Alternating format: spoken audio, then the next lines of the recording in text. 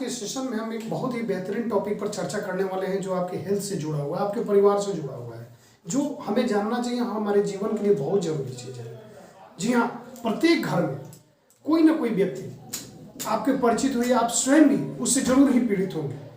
जैसे कि हम लोग जानते हैं कि बवासीर, जिसको अंग्रेजी में पाइल्स बोलते हैं, जनरली आप प्रत्येक घर में अक्सर हाँ लोग के सुनेंगे कि वो पाइल्स से पीड़ित है, बवासीर से पीड़ित है। आपको आमतौर पर लोगों के मुंह से सुनने को मौका मिलेगा। आखिर सवाल क्या है कि ये पाइल्स होता क्यों है, इसका ट्रीटमेंट क्या है। तो जब पाइल्स बहुत ही ज़्यादा बढ़ जाता है, पाइल्स किसको कहते हैं? सबसे बड़ी बात है, पाइल्स एनस के अंदर में फिंगर टाइप के निकला हुआ चीज़ को पाइल्स कहा जाता है। लोग उसी को पाइल्स कहते हैं। लेकिन सवाल है, बवासीर होता क्यों है? यदि हम इस प्रक्रिया को जाने कि ये होता क्यों है, तो ये होगा ही नहीं। जब होगा ही नहीं तो बवासीर का भगंदर बनने का सवाल ही नहीं है और ऑपरेशन का सवाल ही नहीं उठता है। इसी से जुड़ा कोलाइटिस बीमारी भी होता है। हम दोनों टॉपिक को एक साथ हम चर्चा करते हैं। बवासीर जो है मूलतः कब्जियत के कारण होता है। आखिर कब्जियत क्या है? हम भी बोल दिए, आप भी बोल दिए, कब्जियत, कॉन्स्टिपेशन, सबके मुंह से सुनते होंगे कॉन्स्टिपेशन, कब्जियत हो गया है, ये इसके कारण वजह है। कॉन्स्टिपेशन पता क्यों है आपको? तो देखिए, कॉन्स्टिपेशन का मूल कारण जो है वो हम आपको बताने जा रहे हैं। सबसे बड़ी बात है कि आप खाना खाने की आपकी प्रक्रिया क्या है।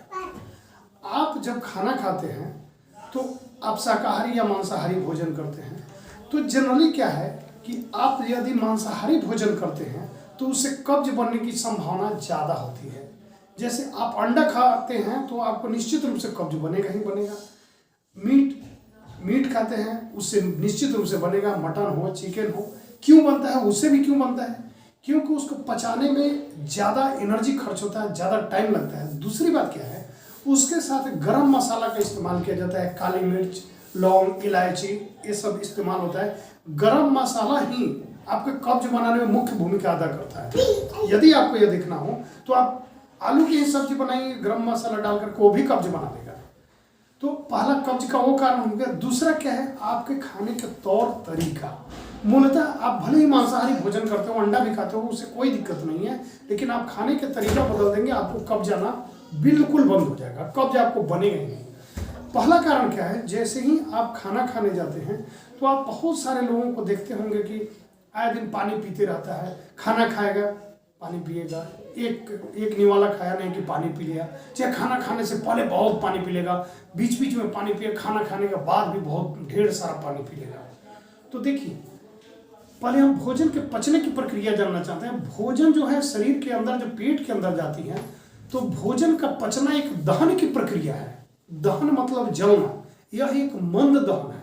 दहन जो 5 टाइप के होते हैं, उसमें भोजन का पचना मंद दहन है, यानी धीरे धीरे जो जलता है। एक तो आप तेजी से जलाते हो, तीव्र दहन कहलाता है। ये मंद दहन धीरे धीरे जलता है।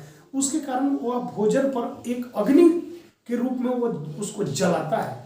लेकिन जब आप पानी पी लेते हैं, या भोजन से पहले या भोजन के बीच या भोजन के उपरांत तुरंत ही, तो वह आपके जो पचाने के लिए जो पेप्सिन और हाइड्रोक्लोरिक अम्ल आता है, उसके जो पावर है, उसके कंसंट्रेशन है, उसको कम कर देता है।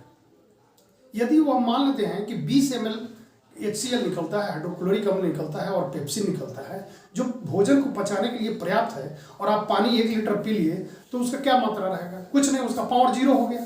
तो जब आप पानी भोजन के साथ में तुरंत करते हैं तो वह भोजन पचता नहीं है, वो दहन नहीं होता है, बल्कि भोजन सड़ना शुरू करता है, और सड़ने के कारण आपका कब्ज बनता है। जो भी व्यक्ति भोजन के साथ में पानी पीते हैं, उनको कब्ज का प्रॉब्लम रहता ही रहता है, वो कब्ज बनता है।